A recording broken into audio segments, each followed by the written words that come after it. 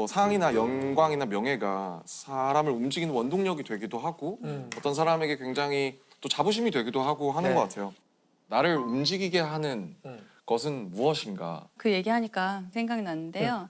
아이들이 어린이집이나 이런 데에서 부모님에게 주는 상장을 써올 때가 있어요. 그래서 정말 삐뚤삐뚤한 글씨로 태어나게 해주셔서 감사합니다. 이런 걸 써가지고 와요. 그래서 그냥 우리 엄마 상 이런 거예요. 근데 그게 정말 몇 글자 안 되는데 그거는 읽으면 되게 말을 잇기가 힘든 목이 메이는 생각만 해도 울컥하는 그런 상이거든요. 이게 이제 부모로서 양육자는 자기 인생을 굉장히 많이 깎아내서 아이를 키우는데 투자를 해야 돼요. 그런데 그게 너무너무너무 큰 보상이고 정말 글씨도 아직도 잘 못 쓰는데 그 선생님이 시킨 거 아닐까요? 선생님이 시키셨겠죠. 네, 그 선생님들이 그걸 시켜주신 게 얼마나 감사한지 몰라요. 부모는 얼마나 연약한 존재인가 하면 선생님이 시켜서 선생님이 심지어 손을 잡고 써주신 거라는 걸 너무 알지만 그 상을 받을 때 너무 기분이 좋아요. 네. 가족이 원동력이라는 말씀을 해주신 것 같아요. 저는 아주 단순한 이유가 있어요. 명확하게 저는 재미있는 거. 저는 재미가 저한테 동기를 주고 재미 중요하죠. 처음에 물리학과를 갈 때도 재밌을 것 같아서 간 거고 연구 주제도 양자역학에 대한 여러 주제들이 계속 재미있기 때문에 한 거고 그게 제일 명쾌한 것 같아요. 그래서 네. 가장 이제 안 하려는 게 재미없는 거를 하는 상황을 안 만들려고 노력을 많이 해요. 근데 때로는 하게 되지만 어쨌든 이것도 지금 재밌으니까. 그래서 안 쓰신 잡은 정말 저도 몇 번이고 이거 언제 해요? 이거 하면은 재밌으니까. 그럼요. 맞아. 네. 재미. 저도 생각을 해봤는데 재미와 소명인 것 같아요. 네. 재미와 소명. 처음엔 재미밖에 떠오르지 않았는데 근데 김상학 교수님 보니까 참 안심이 돼요. 사실 저는 29이라서 제가 이렇게 재미에 뭔가 좀 이렇게 몰입해 있는 건가라는 생각을 많이 했는데 여전히 삶은 재미있는 일들로 가득한 것 같고요. 그래서 저에게 하고 싶게끔 살고 싶게끔 하는 것은 재미인 것 같고요. 근데 제가 하기 싫은 걸 저에게 하게 해주는 건 소명인 것 같아요.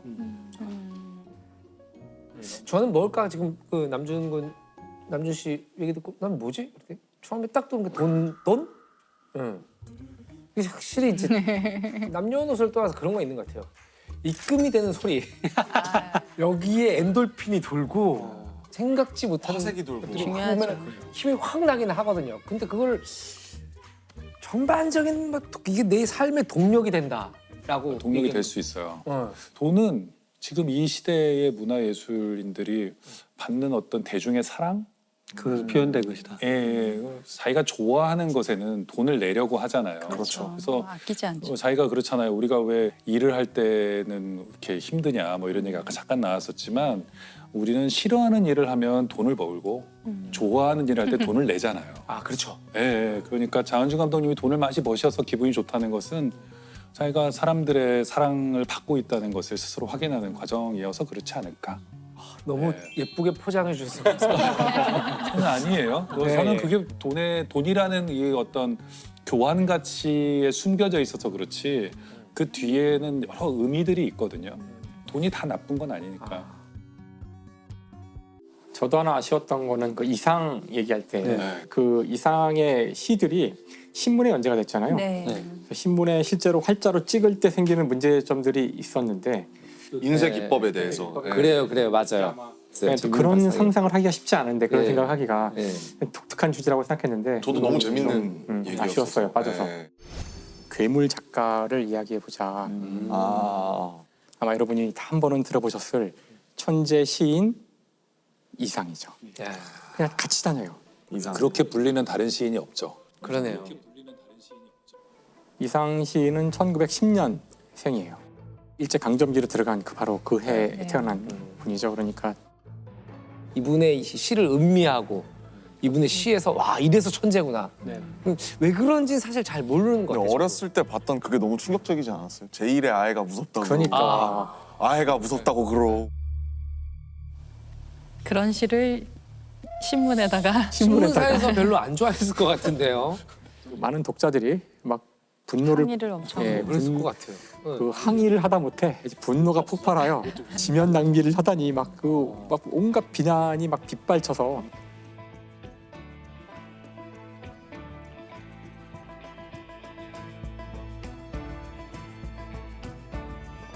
오감도에서도 저는 사실 제 4호를 소개하려고 그래요. 이게 제 4호인데 4호는 정말 난해하기 이를 데 없죠. 숫자들이 네. 일단 숫자들이 다 뒤집혀 있고요. 거울에 비친 것처럼 다 뒤집혀 있고 근데 위에 아래 조금씩 글자가 좀 써 있어요. 이게 유일한 단서인데 위에는 뭐라고 써 있냐면 환자의 용태에 관한 문제. 그러니까 환자가 지금 안 좋은데 상태가 네. 그걸 이제 기술하는 어떤 의사의 기록 같은 네. 밑에 보면 진단 0.1 1931년 10월 26일 이상. 이 이상은 끝났다는 뜻이에요. 그리고 책임 의사 이상. 그 마지막에 뭔가 언뜻 언어 유희처럼 들리는 부분이 그러네요. 재밌네요. 이상 책임이사 이상. 이상. 일단 이 날짜는 예상컨대 폐결핵 진단받은 날짜인 것 같거든요. 30일. 그 시기고요. 그래서 도대체 이 숫자들을 왜 뒤집어놨을까 생각해 보면 이건 이 거울을 본 거라고 생각해요. 저는. 거울을 봤다는 뜻은 자기를 보고 있는 거예요. 네. 그러니까 자기가 자기한테 진단하는 거죠. 아, 그러니까 저 자신이 폐결핵에 걸렸다는 얘기를 하고 있는 거예요. 본인한테. 자기의 사망 선고 같은 것을 시로 남긴 어떻게 보면 저희가 몇 번 이야기했지만 자신의 어떤 아픔을 극복하기 위해서 씀으로써 객관화시키려는 저는 그런 노력으로 보이는데 사실 이걸 소개해드린 또 하나의 이유는 이게 지금 신문에 연재된 거거든요. 네. 이거 어떻게 당시 인쇄했을까요? 활자로 넣었을 텐데. 그러게요. 그 그땐 활자가 없잖아요. 굉장히 어려운 거. 사실 이 지적은 이제 제가 한 게 아니라 타이포그래퍼 이제 유지원 선생님이 이걸 지적한 적이 있어요. 그 책에서 이게 없었을 텐데. 신문이기 때문에 이거는 대량으로 찍어야 인쇄 상황이니까 대량으로 찍어야 되니까 활자가 필요한데 도대체 어떻게 이걸 했을까?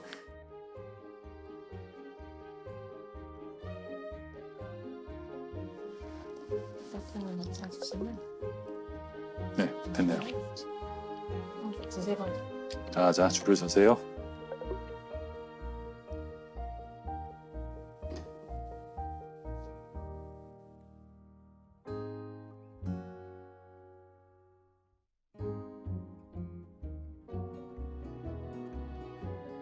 납활자를 했으니까 납활자를 뒤집어서 2가 있다면 2를 뒤집어서 꽂으면 되는 거죠. 아니요. 그렇게 안 되죠. 안 되나요? 뒤집어서는 안 돼요. 앞에 이게 볼록으로 튀어나와 있잖아요. 그렇지, 볼록으로 양감으로 튀어나와 튀어나와 있으니까 있으니까 도장같이 돼 있는 거니까 네, 일종의 작은 문자만 도장처럼. 있으면 뒤집을 수 있지만 배경이 있어서. 이거 돌리는 거는 가능한데 거울 반전은 따로 만들어야 돼요. 설마 자기가 팔자를 만들었나요? 뭐 만들었을 수도 있을 것 같은데요. 혹시 만들지 않았을까 싶어요. 그 짧은 시간에 신문을 하루에 하나씩 막 찍어야 되는데 그건 좀 어렵겠다. 기술을 발전시키는. 어떻게 했어요? 물론 모르죠. 모르는데 모른다. 그래서 뭐 여러 가지 해석이 가능하겠지만 하여튼 그 전문가님 말로는 네. 결국은 사진 찍었을 거라는 건데요. 그러니까 당시에 사진을 넣는 경우 많았거든요. 네, 사진 찍자. 그래서 찍어서 돌려서 색칠한 다음에 붙이고 전체를 사진 찍어서 붙였을 거다. 예를 들어서 여기 글자 중에 뒤집혀진 게 4가 있잖아요. 이게 지금 반전된 거예요. 이 상태로 네. 있어요. 인쇄되기 전에. 인쇄 그 활자 활자. 형태는 이 상태거든요. 이걸 그냥 찍으면 이제 정상으로 바뀌죠. 4가 이것이 나오겠죠. 정상 4로 나오죠. 아마도 요 활자를 이렇게 꾹 찍으면 배어 나온 거. 불쑥 튀어나오는데 네. 거기를 색깔로 이렇게 살짝 좀- 색깔을 칠해가지고 그걸 오려 붙였을 거라는 거예요.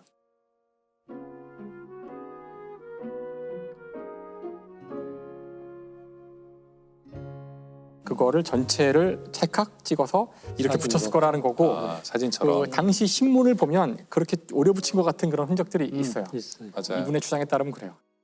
글자에는 두 가지가 있잖아요. 이거 뭐 기표와 기이라고 하는데 기의는 뜻이잖아요. 네. 이라고 쓰면 이 둘이구나 또는 이런데 기표라는 것은 그냥 그 기호로서 형태. 의미가 있는 거잖아요. 근데 요 형태와 요 디자인에 관심을 가졌다라는 것도 이상의 굉장히 그렇죠. 특이한 면이에요. 이 이상의 시를 얼핏 보면 되게 이상해 보이지만 좀 생각을 깊게 해보면 여기 굉장히 많은 것들이 들어있다.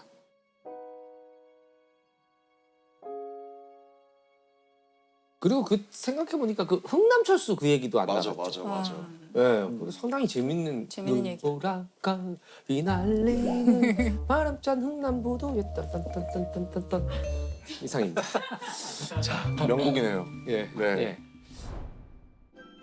또 왜 사람들은 크리스마스에 뭔가 기적이라는 단어나 이런 걸 많이 떠올리는지. 크리스마스는 그런 기적들을 기대하는 마음도 강하고 그래서 중세 그 유럽에는 크리스마스에 뭔 일만 일어나면 아 이게 또 크리스마스의 기적인가 막 이러고 막 그랬었다고 그래요. 근데 흥남 철수 작전도 이제 크리스마스의 기적으로 불린다고 하는데 네. 제가 교과서에서 배웠는데 까먹었어요. 흥남 철수 작전에 대해서. 아 그거에 대해서 우리 김상우 선생님이 밀덕으로 하실 말씀이 많으실 거고. 흥남 철수 작전이 6.25 전쟁 당시에 있었던 일이죠. 그렇죠. 네. 6.25 전쟁 당시 첫 해죠, 첫 해. 그러니까 첫 해에 저희가 전쟁이 터지자마자 쫙 밀렸잖아요. 그래서 네. 부산 쪽까지 거의 밀려갔다가 이제 인천 상륙 작전을 통해서 다시 반격을 하기 시작해서 그때 분위기는 이제 뭐 크리스마스 전에 전쟁이 끝나겠다 했다가 그때 이제 중공의 개입으로 중국의 개입으로 중공군의 개입. 네, 중공군의 개입으로 갑자기 이제 전선이 막 돌파당하고 해서 이쪽 그 강원도 쪽으로 올라가던 부대 같은 경우는 완전히 퇴로가 차단당할 그 위기에 처해가지고 급하게 철수를 하여 이제 흥남이란 항구를 통해서만 육로로 갈 수 없는 상황이라서 흥남이 우리나라 지도상에서는 이렇게 움푹 들어간 강원도 북쪽 네, 강원도 원산 있는 그 건가요? 북쪽에 있는 거거든요. 그래서 그쪽이 완전히 지금 벌써 다 차단당한 거죠. 그래서 도망갈 방법이 이 항구를 통한 그 배를 통한 것밖에 없기 때문에 부대가 철수를 그쪽으로 다 해야 했었고 그 지연 작전을 위해서 몇 개 부대가 희생을 해요, 사실은. 그래서 거기서 그 특히 미군 그 정확한 부대 이름을 까먹었는데 해병 1사단인가? 해병대 해병 일사단 맞네요. 네. 너무 쉬운 이름 아니에요? 해병대 있어요? 해병 1사단 맞아요. 보통 장진호 전투라고 맞아요, 해요. 장진호 지금도 뭐 미군 사관학교들에서 반드시 이제 교육하는 전사 중에 하나고 장진호 전투가 그 개마고원의 이제 장진호로 이어지는 그 라인에서 전투를 한 건데 아까 잘 설명해 주셨지만 미군들이 볼 때 갑자기 유령들이 나타난 것처럼 느꼈대요. 중공군.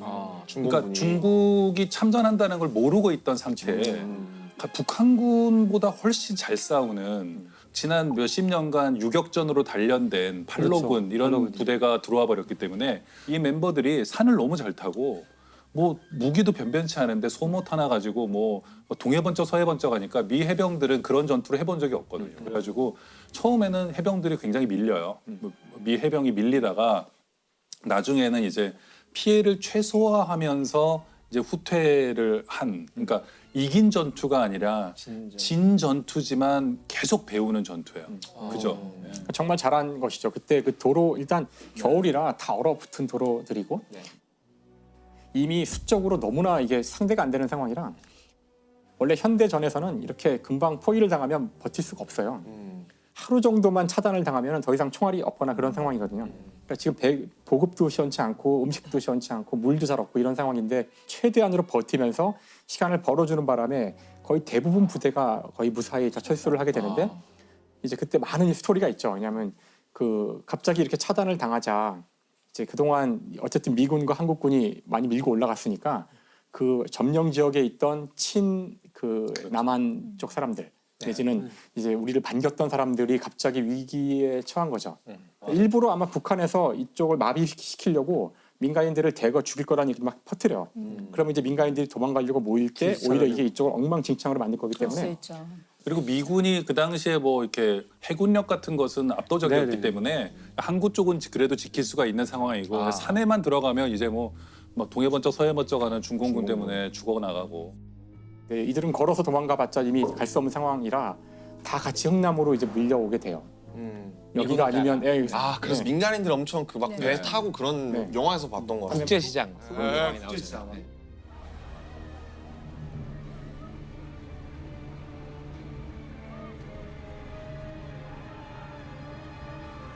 원래는 피난민을 태울 계획이 없었어요. 근데 General, please have mercy on these people. If you leave them here like this,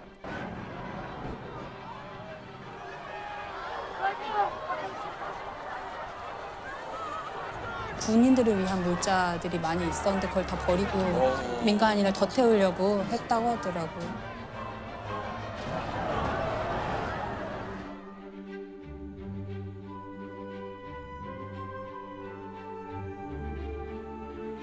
그 배가 실을 수 있는 그 용량을 한참 초과해서 그 사람을 꽉 채우는 바람에 아마 물자도 하나도 없어서 버리고 그랬어요. 먹지도 못하고 물도 없는 상태로 갔다고 알고 있어요. 그 기간 동안. 정말 엄청나게 많은 생명을 지킨 네, 대단한 작전이네요. 네. 그 두 철수 작전이 유명하잖아요. 그 2차 세계대전의 덤케르크 철수 작전. 네. 그것도 역시 철수인데 유명해졌고 굉장히 많은 사람을 살렸기 때문에 저 장진호 전투, 그다음 흥남 철수도 피해를 최소화하면서 어쨌든 이렇게 물러날 수 있었기 때문에 방어선 뒤로. 네. 많은 피난민을 태우고 그래도 같이 철수를 할 수 있어서 우리가 그거를 기적이라고 부르죠.